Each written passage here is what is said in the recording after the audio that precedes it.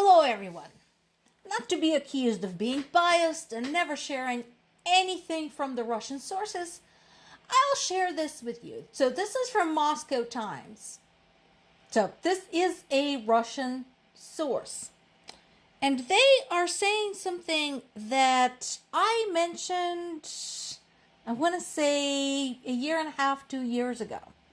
Namely about the concern what with return of some of Ukraine war veterans back to civilian lives. You know why they're concerned? Because since the start of the war in Ukraine, they were going through soldiers so quickly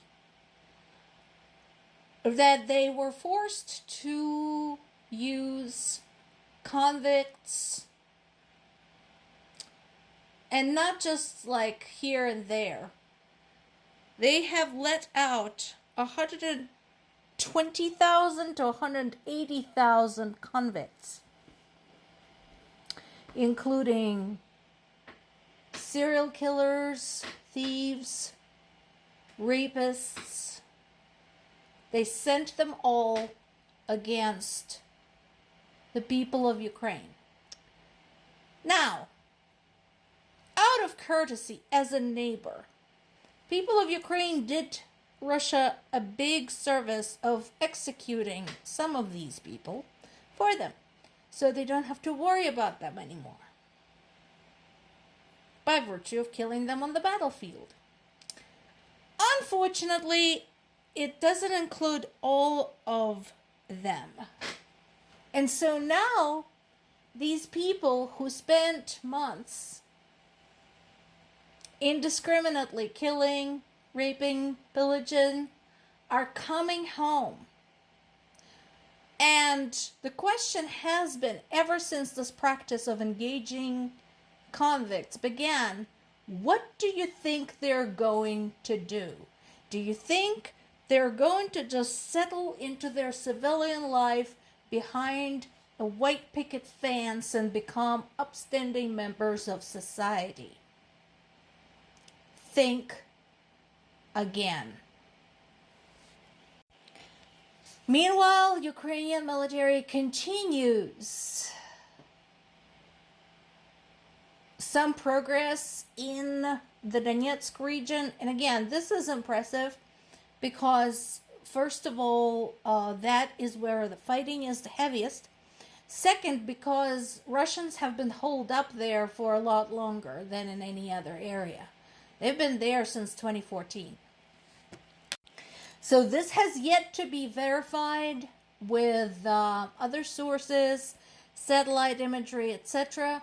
But as of right now, Ukrainian military command states that Ukrainians have liberated another village in the Donetsk region from the Russian occupation. Ukraine's capital, Kyiv, is still reeling from the strikes that took place over the weekend and yesterday, including the damage done to one of the government buildings. Actually, one of the things that happened, it's both good and very dangerous. One of the missiles that struck the building did not explode, but that means it had to be extracted and disarmed, which is a tremendously dangerous task. Right now, there is a 5-meter hole in a wall and a 3-meter hole in the floor in one of the areas of the building. And again, the rescue work continues, the reconstruction work continues, but the question on a lot of people's minds looking towards European allies is, you all understand that they're targeting the government district. So the government district doesn't just mean Ukrainian government buildings.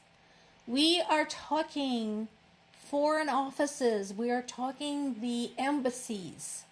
That's where they all are. We already had damages to the headquarters of humanitarian aid organizations. We've had damage to one of the British buildings there. Hello, don't you guys care what happens to your own missions in Kiev? Are you okay with Russians firing at your embassies? Because remember, their precision is kind of crap. So we don't know which one's going to get hit next. Fortunately, again, the Ukrainian air defense crews are doing their absolute best, but because there's constant delays with air defense systems and ammo supplies, there is just no telling on whose head that particular missile is going to fall next.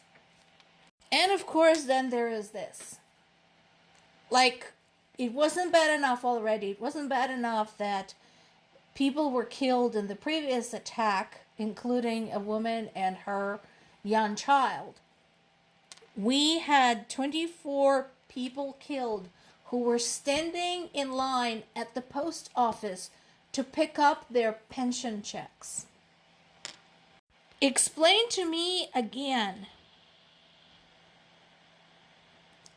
how these people, most of whom were elderly, how were they threatening Russia? What kind of military target did they present? Because I can guarantee you, Russia is going to lie about this and say that they only ever target military objects. Fine, explain to me how a line of people waiting to pick up their pensions is a military object. Now, this is somewhere very close to the front line. This is only 10 kilometers from the front line. So they now have to figure out what to do about the civilians who are endangered and how to continue, for example, providing financial services, because it's not uncommon for post offices in Ukraine to provide financial services, such as providing pension handouts. How to do this under these conditions. Because they may have to move the post office somewhere safer, but that means those people are not going to be able to get to it. They'll have nothing to live on. So this is their choice. Be killed by another Russian explosive of some type, or starve to death.